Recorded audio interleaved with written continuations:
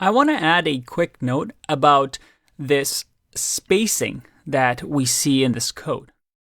Now, this isn't just for Python. In other languages, you'll always see this. You're not going to see that every single line of code always starts as, well, in the first space. Different languages will use this differently, but in order to organize code, usually you'll see some indentation like this.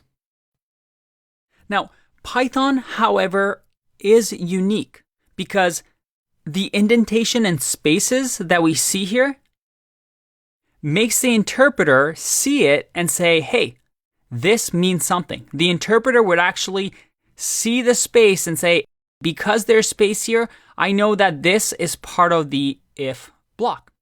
In other languages, like JavaScript, well, you have something similar, but usually you'll have an if statement and then some condition, followed by, make sure I spell condition right, followed by something like a curly brace. And in here, whatever is in here, you can see that I still get the space and I can do whatever I want. But JavaScript interpreter doesn't really care that there's spaces. If I want, I could write my code just on one line like this, and it's still valid JavaScript code. So people usually do this spacing more for style purposes. Python, on the other hand, is not just for styling that we do this, but because the interpreter actually finds meaning in the spaces, which is actually one of the big selling points with Python.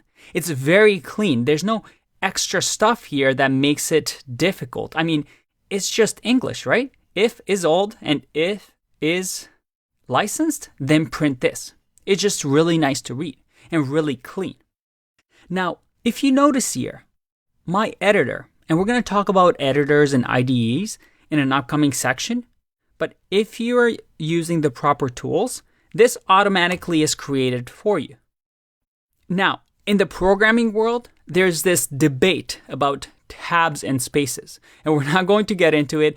It's frankly a little bit silly. That is, some people prefer to here, if they want to create a space, they might use spaces or they might use tabs.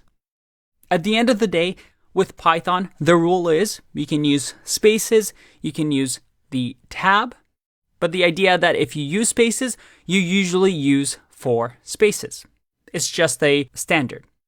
Now, if you notice here, I actually don't have 4 spaces. It's 2 spaces here. And that is because up until now, well, I've just been following along whatever this editor gives me. But if you look over here, there's an auto format button. If I click on this, it automatically formats my code into the appropriate format. And you see right over here that I now have 4 spaces. But you see that the code still works.